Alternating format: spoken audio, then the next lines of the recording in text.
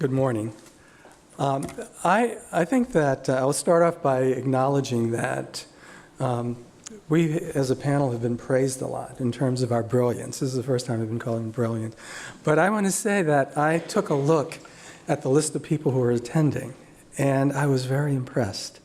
I was saying, I really have to be at the top of my game, because this is my one opportunity to tell people a story that might be able to do something. And I just want to, just as a sideline, Linda and I wrote a book, Mandela's Children. I mailed it to my mother with a great deal of pride that she would look at it and enjoy it. Her house was damaged by Katrina, so I had to go and clean it. And so one of the things that I found was my book, our book, still in the envelope. And I was saying, not even my mother reads my work. So I'm doubly proud then and pleased to be able to come before you to someone who can actually do something. This is something that researchers always look for, someone who can actually take ideas that we have and do something with it. The other thing I'd have to acknowledge is that I'm the bookend. So I'm at the other end, and there are two aspects of that I want to point out. One is that you have a surfeit of ideas. You have so much. And so there are only probably a few things that I can tell you that you'll remember. And so what I'll do is give you the conclusion before I start off. And the conclusion is this, that poverty is probably, and material deprivation is probably the most significant impact in that if we want to address and make a difference for kids, that it's really in that line. And the second one is more an optimistic note. That in spite of all the bad news and how terrible it is, and it is, I can uplift you by telling you there's really a lot of hope. There are things we can do that many kids do survive and do well. So it's this message of hope and this message that poverty and material deprivation really, if you can only focus on one thing, I think that's the place. If you could focus on two, I think family and connections would be important. But if you can improve the material conditions of children, that would make a remarkable difference. So now you can zone out for the rest of my talk.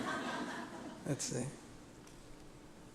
So what I'd like to do is to tell you about some longitudinal studies which impact, which may have some lessons for HIV-affected children because they have analogous strains associated with them. I want to summarize what those studies tell us, and then I want to consider the implications. You start with the idea that, what do kids need? And this is my own formula, that the most auspicious conditions for healthy development include adequate material resources, social connections, and some emotional support from others. In that parents play an important role, in spite of the fact that there's a lot of evidence that by the time kids are adolescents, parents don't matter much. I think the contrary.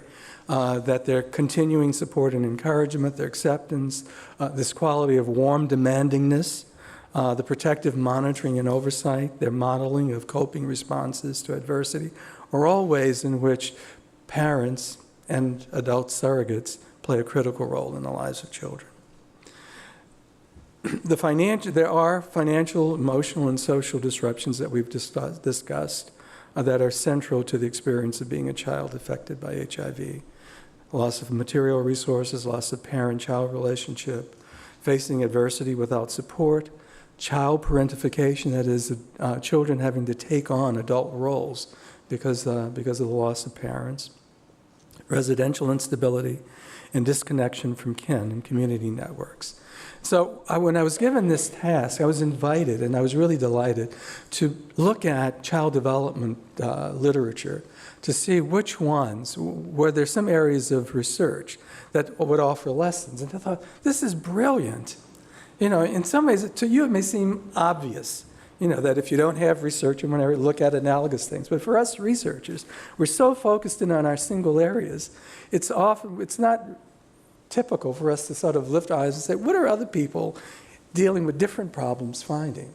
And I think so that's the underlying brilliance. But in order for it to be relevant, you have to think, well, what are the most central dimensions in the disruptions? And I thought about them in terms of emotional, financial, and social.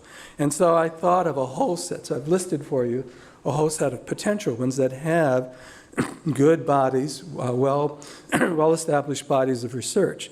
But then I focused then on parental separation and divorce and parental death because those seem to be closest in terms of matching the experience of children affected by HIV. And they're analogous because they involve life-threatening illness and sometimes parental death and becoming an orphan and parental separation. And so what does this literature tell us?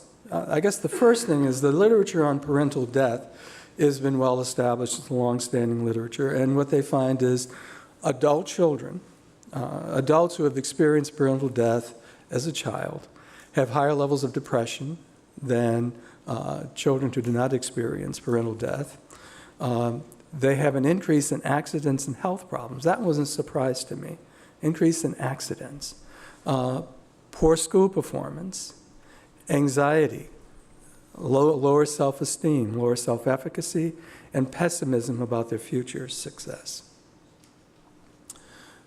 Parental death in childhood has a twofold risk of clinically significant internalizing and externalizing. So there's twice as many children who experience parental death have problems related to emotional difficulties or behavioral conduct problems.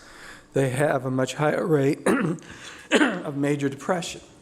And major depression meaning they fulfill the clinical criteria for DSM diagnosis.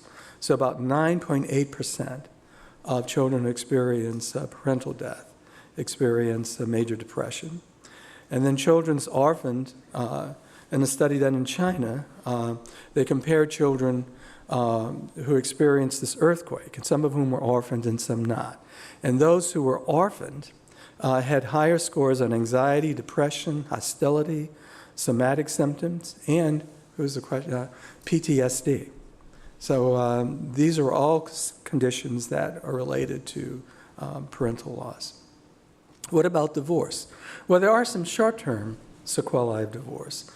Depression, anxiety, anger, externalizing problems such as being demanding, non-compliant, and engaged in antisocial behavior. There's social and interpersonal difficulties, conflict with parents, siblings, peers, and teachers, and cognitive difficulties. And that's reflected in a diminished sense of agency. That is the ability, the sense that one can make a difference in one's own life through one's actions, and in terms of having poorer grades. As adults, these children experience lower levels of attainment over the long run, so they achieve less academically. They had higher rates of unemployment. They had higher rates of financial dependence, poorer quality of social relationships, depression. They married earlier. They had greater risk themselves of divorce or separation, and poorer health and mortality. So these are in some ways surprising because you wouldn't think, you think about loss through divorce as maybe relating more to emotional issues, but there are a whole host of other issues that are associated with it. But then here's the source of hope, that a majority of these children, bereaved children, children of divorce, do well over the long run. So does that mean that we wouldn't have to worry about them? Well, not quite, because one of the questions that we haven't answered is what are the conditions that made it possible for those who were doing well to do well? I think we need more work on that. But there are, from this literature, identification of several groups that deserve attention. Younger children, particularly boys, are at risk. They tend to have significant more difficulties. And adolescent girls. And I think the reason adolescent girls may have more difficulty is that they're often pressed into roles of taking on the roles that their parents had, and maybe before they're ready to do so. And those kids who had some early adjustment difficulties prior to the loss, or prior to the experience, are also more likely to have continuing difficulty. So the implications that we should emphasize moderating material loss by providing financial supports for children caring for OVC and those who are caring for children who are orphaned. Intervene with children who present early onset adjustment difficulties. So it's easy to identify kids who are currently exhibiting behavioral issues or emotional issues, that providing assistance to them would be important. And then providing mentoring and life guidance. So one of the things we forget is that parents do play a role. They have an important role in very non-specific ways in terms of the life wisdom that they share with their kids, and sometimes that's missing for children. And then maintaining social connections to extended family and community, even when extended family is unable themselves to provide care. Maintaining that sense of connection to other people, the sense that you are connected to a larger network of people, is quite important. So thank you.